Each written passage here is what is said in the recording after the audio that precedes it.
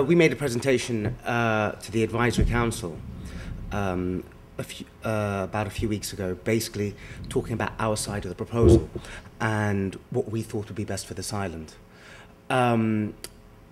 Initially, before we gave a presentation, we live here and we work on this island, and we've been running TCI waste disposal for a number of years now. And before giving a presentation for the government, what we wanted to do was look at all the options. And as we live here, we know how it works here, we wanted to see what option was best suited for this island. Recently, the Advisory Council heard proposals from TCI Waste Disposal and Turks and Caicos Environmental Management. Both proposals revolved around proper waste management in the TCI, as well as properly managing the problematic dump site that has been plaguing nearby Wheeland and Blue Hills residents for years.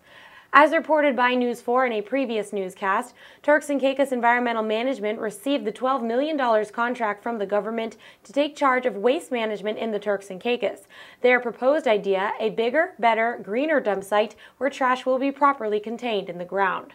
Since the decision by the TCI government to grant Turks and Caicos Environmental Management the $12 million to move forward with their project, the public has been questioning the choice, wondering the reasons behind the decision made to support TCEM instead of the locally established TCI Waste Management. On the popular online news journal, TCI Journal, a letter was posted by a concerned resident stating, "After reading TCI's waste proposals in the journal and reading that it was a belonger-owned company that had been in operation in the country for a number of years and was building a recycling facility in Providenciales at no cost to the government, you have to wonder why another company would be chosen. I would like to see a public forum where questions could be asked and the population could decide what is best for this country."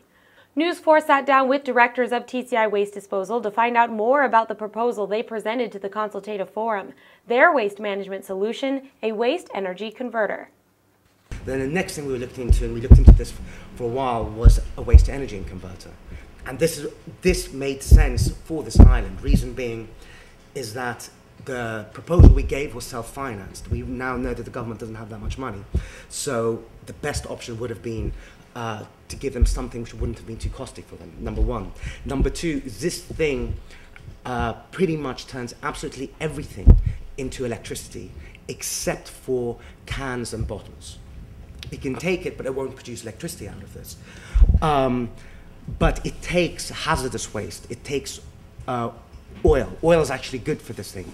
Tires are perfect for this thing. It makes it more efficient. It makes it produce more energy. It even takes sewage. It pretty much, how this thing works is you take all this waste, put it in there, and then electricity comes out of the other side. The waste energy converter, according to Acura, has the ability to create electricity out of waste and will greatly benefit the Turks and Caicos, creating a source of cash flow for the TCI government.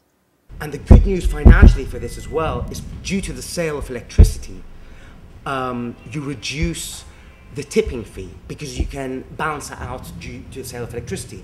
The tipping fee is not the only source of income coming. You can now get income for electricity.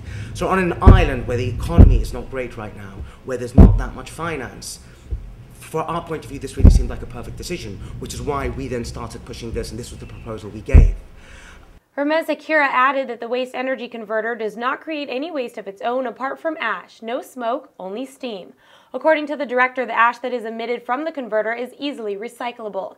As for the bottles and cans, which the machine can take but cannot produce electricity from, TCI Waste states this would not be a problem as they are soon to open their recycling plant which will be able to recycle both of these materials. Samer Hakira, also a director of TCI Waste, explained that the seemingly too good to be true converter is not some new mystical machine, but a more evolved incinerator. You've got a number of different technologies, which are basically an evolution of an incinerator. At the end of the day, you take the waste and you burn it. That's what an incinerator does. There are a number of new technologies which basically take the waste, heat them in a kiln for 45-minute burn times, and destroy the waste, even the gaseous solids, so that you don't get any smoke produced. So it's basically an evolution of the incinerator, but with a lot of new dimensions, a lot of new sort of patented processes taking place. So you get the advantages of effectively burning the waste and creating heat, which can then make electricity, but at the same time processes and methods which destroy all the smoke and make sure there are no toxins released into the air. Samer Hakura told News 4 that all waste options had been considered carefully by the company and were thoroughly researched. The waste energy converter was deemed as the best solution to manage the TCI's waste. He stated that the waste energy converter has already been tested and is already being used in other countries such as Europe and Canada. TCI Waste Disposal is currently waiting on a response from the government as to the consultative forum's views about their proposal. News 4 contacted the government press and public affairs officer via email and have yet to receive a response.